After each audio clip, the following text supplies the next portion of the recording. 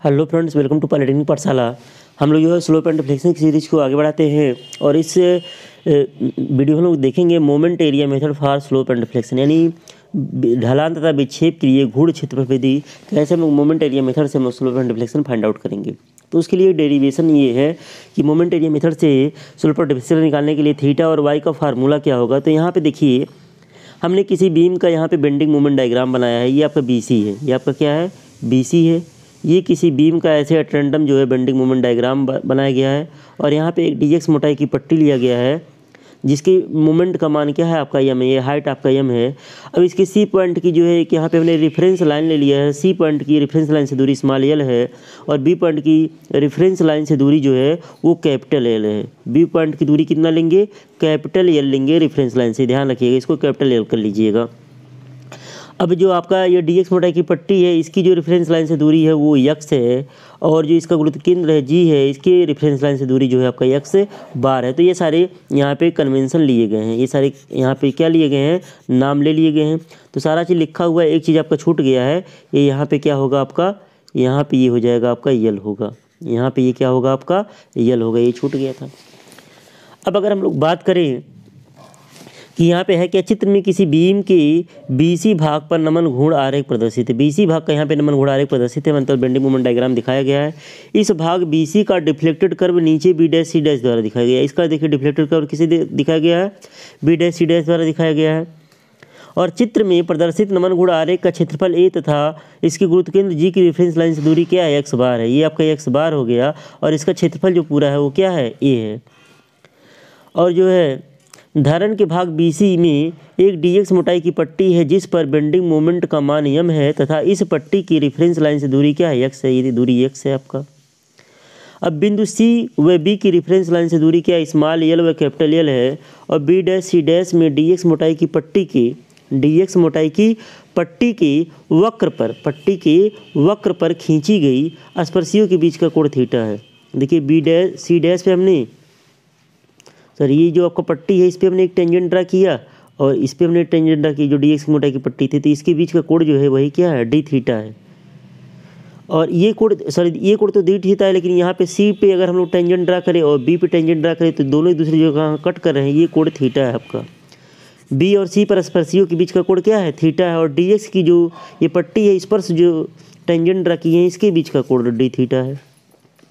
तो यह reference line को एक दूसरे से dy दूरी पर काट रहा है। रेफरेंस लाइन से कितनी दूरी पर काट रहा है, dy दूरी पर काट रहा है। हमने लिखा B' में dx मोटाई की पट्टी के वक्र पर खींची गई स्पर्शियों के बीच का कोण ये क्या है, d थीटा है। यहाँ पे रहेगा d थीटा रहेगा, ध्यान दीजिएगा, ये d थीटा आपका है।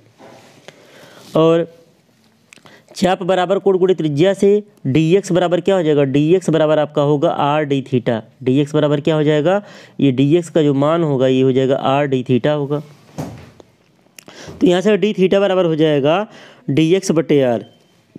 d थीटा बराबर क्या होगा, dx बटे r होगा। तो यहाँ से d थीटा बराबर m बटे आई इक्वल टू ई बटे आर से 1 बटे आर बराबर होता है m बटे ई आई। तो यहाँ से m बटे ई आई dx हो जाएगा।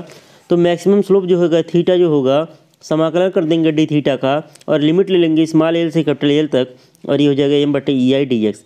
ये थीटे का, तो इसको जब डिराइव करेंगे 1/e कांस्टेंट बाहर चला जाएगा और स्मॉल l से यल कैपिटल, देखिए m और dx, m इंटू डी जो होगा इस पट्टी का एरिया होगा। जो पूरा लिमिट ले लेंगे स्मॉल l से कैपिटल L तक, पूरे बेंडिंग मोमेंट डायग्राम का एरिया हो जाएगा। उसका एरिया हमने क्या माना, a माना है, तो थीटा बराबर आ गया A/ei। ये थीटा मैक्सिमम का मान है। और पुनः चाप बराबर कोण गुणित त्रिज्या कर लें तो dy बराबर लिख सकते हैं d theta into x। dy बराबर लिख सकते हैं dy, देखिए ये वाला हम इसको भी मान ले रहे हैं, कर्व है, छोटा है तो इसको हम dy को एक कर्व मान सकते हैं, वृत्त का चाप मान सकते हैं। तो इसको मान लेंगे dy और इसके लिए त्रिज्या जो होगा आपका, त्रिज्या यहाँ से ये दूरी x है, ये dx नेग्लिजिबल होता है एक तरीके से। तो ये दूरी, ये त्रिज्या जो आपका हो गया ये x हो गया और ये कोण कितना d थीटा है। तो d थीटा बराबर हो जाएगा, सॉरी dy बराबर हो जाएगा, चाप बराबर कोण हो जाएगा d थीटा और दूरी क्या है, x है, रेडियस आपका। तो dy बराबर d थीटा बाई x हो गया। तो dy बराबर हो जाएगा m बटे, यहाँ पे d थीटा का मान रख देंगे समीकरण से, m बटे e i into d x, m बटे e i into d x into x हो जाएगा। फिर मैक्सिमम डिफ्लेक्शन के लिए y बराबर क्या हो जाएगा, इंटीग्रेशन ऑफ dy। तो लिमिट लेंगे स्मॉल l से l M upon E I D X और इंटू एक्स हो गया, तो 1 अपान ई आई बाहर आ जाएगा। देखिए एम डी एक्स जो होगा समाकलन आप एल इंटू एल तो हो जाएगा इसका एरिया, और जो समाकलन करेंगे एक्स क्या है, इस पट्टी के गुरुत्व केंद्र का एक तरीके से यहाँ रेफरेंस लाइन से दूरी है। जब वही हम लोग इंटीग्रेशन ले लेंगे तो क्या हो जाएगा, इस पूरे एरिया का जो गुरुत्व केंद्र जी है, जी का रेफरेंस लाइन से दूरी एक्स बार, यानी एक्स जो है एक्स बार में कन्वर्ट हो जाएगा इंटीग्रेशन करने पे, तो वाई बराबर आ गया ए एक्स बार अपान ई आई।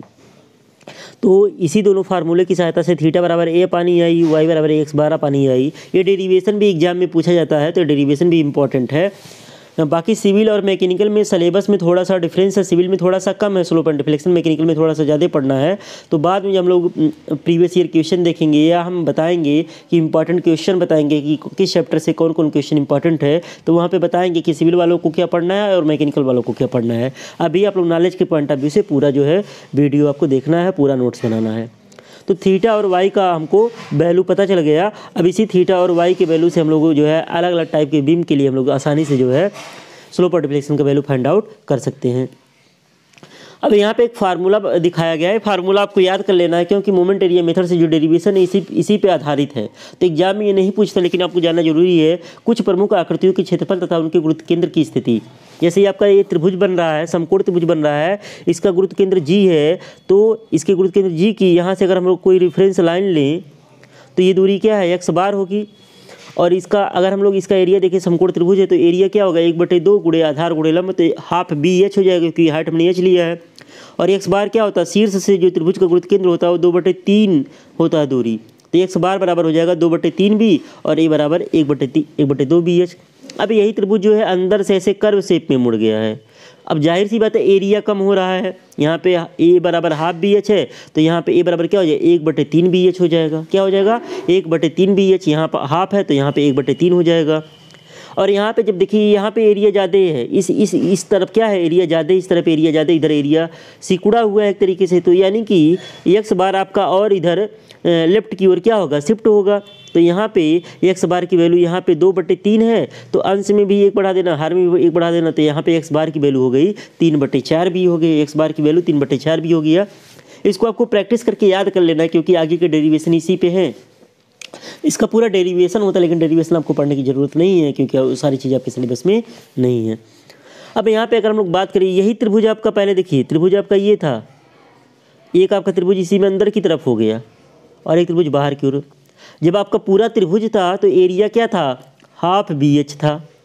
जब आपका त्रिभुज अंदर की ओर हो गया तो एरिया क्या हो गया, 1/3 बी एच हो गया। जब त्रिभुज आपका बाहर की ओर हो गया तो 1/2 से ज़्यादा होगा, तो एरिया क्या हो जाएगा, 2/3 बी एच होगा। तो एरिया हो गया 2/3 बी एच। और एक्स बार आपको याद करना पड़ेगा, एक्स बार क्या होगा, 5/8 वी होता है यहाँ रेफरेंस लाइन से। यहाँ रेफरेंस लाइन यानी शीर्ष से जो एक्स बार की वैल्यू होगी, इस रेफरेंस लाइन से जो जी की दूरी होगी एक्स बार का मान ये 5/8 होगा। अगर आपका इस तरीके से कर्व बनता है तो 5/8 दूरी होगा। बस यही फार्मूला अगर आप तीनों एरिया का और तीनों सेंटर ऑफ ग्रेविटी का फार्मूला याद कर लेते हैं तो आगे के डेरिवेशन काफ़ी आसान, एग्जाम में आप आधे मिनट में डेरिवेशन कर लेंगे। अब देखिए यहाँ पे क्या है,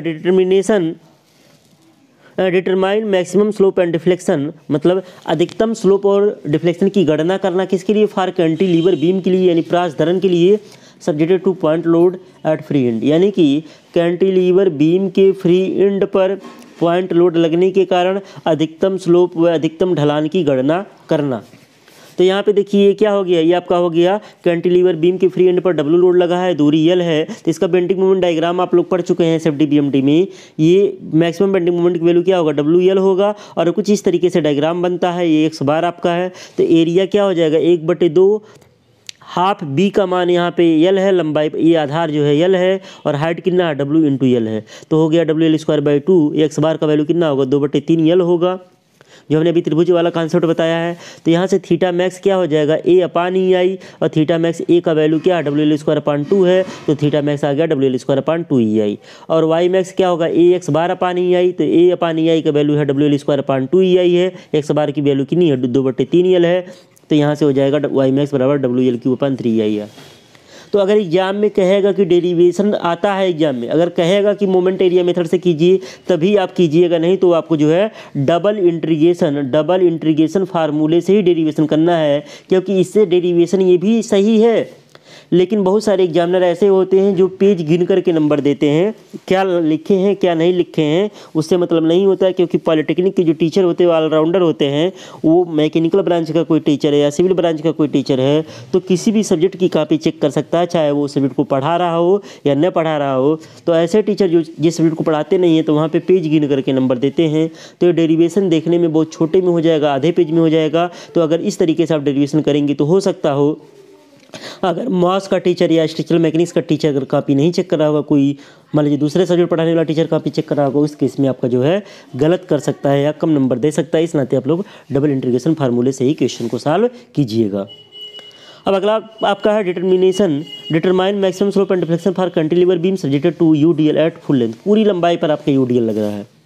तो यहाँ से ये मैक्सिमम बेंडिंग मोमेंट का वैल्यू क्या होता है, W² 2 होता है। आपका ये क्या है, यल है। एक्स बार एक की वैल्यू क्या होगी, 1/3 हो जाएगा। आधार यल है और लंब क्या W² 2 है, तो हो गया WL3/6। एक्स बार की वैल्यू क्या होगी, 3/4 यल होगा इसके लिए। थीटा मैक्स क्या हो जाएगा, ये पानी आई तो थीटा मैक्स हो गया WL3/6 EI हो गया। वाई मैक्स क्या होगा, एक्स बार अपानी आई, ए अपानी आई का वैल्यू है WL3/6 EI और एक्स बार की वैल्यू 3/4 यल, तो वाई मैक्स आ गया WL पे कहते 4/8 EI। तो इस तरीके से आप एग्जाम में बहुत कम टाइम में डेरिवेशन आधे मिनट में या 1 मिनट में डेरिवेशन कर लेंगे। आपको कोई फार्मूला रटने की जरूरत नहीं है, बस इसको 2 से 3 से 4 बार आपका 3 से 4 बार प्रैक्टिस कर लेंगे फार्मूला मोमेंट एरिया मेथड से, तो आपको फार्मूला एग्जाम में डेरिवेशन करने में काफ़ी आसानी मिल जाएगी और आपको कोई फार्मूला रटने की ज़रूरत नहीं पड़ेगी। अब अगर हम लोग बात करें कि determination maximum slope and deflection for determine maximum slope and deflection for simply supported beam subjected two point load at free point of at mid point of span. मतलब आपका जो है सिंपली सपोर्टेड बीम में इसके mid point पर क्या load लगा हुआ है, W लोड लगा हुआ है। ये दूरी आपका L/2 है, L/2 मैक्सिमम बेंडिंग मोमेंट क्या होगा, बीच में होगा WL/4 होगा। ये आपका रेफरेंस लाइन होगा। तो ध्यान दीजिएगा यहाँ पे हम उतना ही लेते हैं जहाँ तक आपका मैक्सिमम बेंडिंग मोमेंट मिलता है। तो इसके आधे फिगर से हमको मतलब नहीं, केवल आधे से ही मतलब रहता है यहाँ पे। क्यों, क्योंकि यहाँ पे अपना एक तरीके से बेंडिंग मोमेंट अपना स्लोप चेंज कर रहा है, स्लोप का डायरेक्शन चेंज कर ले रहा है। इस नाते हम आधा ही लेंगे, मैक्सिमम तो लेंगे, इसके इधर नहीं लेते हैं। तो एरिया आधे का ही लेंगे। एरिया किसका लेंगे, आधे का ही लेंगे। तो एरिया क्या जगह 1/2, आधार आपका L/2 होगा, लंबे क्या होगा WL/4 होगा, तो हो गया WL²/16। एक्स बार की वैल्यू 2/3 इंटू यल होता है, 2/3 यल का जगह पे L/2 लेंगे तो यहाँ से हो गया L/3। तो थीटा मैक्स क्या होगा, ए अपानी EI तो हो जाएगा WL²/16 EI। वाई मैक्स क्या होगा, एक्स बार अपानी EI तो ए का वैल्यू WL²/16 EI और एक्स बार का वैल्यू L/3। तो वाई मैक्स का वैल्यू क्या हो गया, WL3/48 EI आ गया। वाई मैक्स का वैल्यू ये आ गया। अब अगला क्या, determine maximum slope and deflection for simply supported beam subjected to UDL at full length. मतलब सिंपली सपोर्टेड बीम के पूरी लंबाई पर क्या लगा हुआ है, यूडीएल लगा हुआ है। इसके लिए मैक्सिमम स्लोप एंड डिफ्लेक्शन क्या करना है, फाइंड करना है। तो यहाँ पे पूरी लंबाई पे क्या लगा है, पूरी लंबाई पे यूडीएल लगा, W पर यूनिट लेंथ का लोड लग रहा है, आधी दूरी L/2 है, आधी दूरी L/2 है। तो इसके लिए मैक्सिमम बेंडिंग मोमेंट कुछ इस तरीके से बनता है और ये मैक्सिमम बेंडिंग मोमेंट का जो मान होता है WL²/8 होता है। तो यहाँ पे एरिया क्या होगा, 2/3 गुणे आधार L/2 होगा, लंब क्या होगा WL²/8 होगा, WL3/24 होगी। एक्स बार क्या होगा 5/8 इंटू L/2 होगा, क्योंकि आधा ही हम लेंगे, सारी चीज़ें आधा ही लेंगे, क्योंकि यहाँ पे अपना स्लोप चेंज कर ले रहा है बेंडिंग मोमेंट, तो उसका समाकलन हम लोग नहीं कर पाते, इस नाते हम आधी दूरी का ही लेते हैं। तो 5L/16 हो गया। तो थीटा मैक्स बराबर हो गया A/EI। तो यहाँ से थीटा मैक्स हो जाएगा WL3/24 EI और वाई मैक्स बराबर 1/12 A/EI का वैल्यू WL3/24 EI, एक्स बार का वैल्यू 5L/16। तो सॉल्व करेंगे तो वाई मैक्स का मान आ गया 5WL पे 4/384 EI। तो इस तरीके से आपका ये भी आपका सॉल्व हो गया। ऐसे ही अगर कोई और ये आपके सिलेबस में नहीं, लेकिन इसको भी देख लीजिए। मान लीजिए बीच में L/2 दूरी पे अगर लोड लग रहा है तो यहाँ पे इसका बेंडिंग मोमेंट डायग्राम क्या होगा, WL/2 हो जाएगा, यहाँ से दूरी एक्स बार होगी। तो एरिया 1/2 गुणे आधार यहाँ पे L/2 होगा इस मोमेंट के लिए, इस एरिया के लिए, और लंब WL/2 होगा तो WL²/8 होगी। एक्स बार का वैल्यू क्या होगा, यहाँ से L/2 पहले से ही है और इतने का क्या होगा 2/3 होगा, 2/3 इंटू L/2। ये सॉल्व करने पे आ गया 5L/6। तो थीटा मैक्स इस प्रकार से निकाल सकते हैं आप, वाई मैक्स भी इस प्रकार से निकाल सकते हैं। और ऐसे ही अगर आपका मोमेंट लग रहा है सिरे पे तो इसका क्या होगा, बेंडिंग मोमेंट डायग्राम एक आयत बनेगा, ये जी होगा, आयत का ये एक्स बार, ये आपका बेंडिंग मोमेंट का मान एम होगा, तो ए बराबर एम इंटू यल हो जाएगा। एक्स बार की वैल्यू L/2 होगी, तो थीटा मैक्स बराबर A/EI तो M/EI और वाई मैक्स बराबर 1/12 EI, तो वाई मैक्स बराबर M/EI इंटू L/2, तो वाई मैक्स आ गया ML²/2 EI। तो इस प्रकार से सारे डेरिवेशन आपके कंप्लीट हो गए हैं। तो इस सब्जेक्ट का जो थ्योरी वाला पोर्शन था कंप्लीट हो गया। नेक्स्ट वीडियो से हम लोग जो है इस चैप्टर का न्यूमेरिकल सॉल्व करेंगे। मिलते हैं हम लोग नेक्स्ट वीडियो में, तब तक के लिए जय हिंद।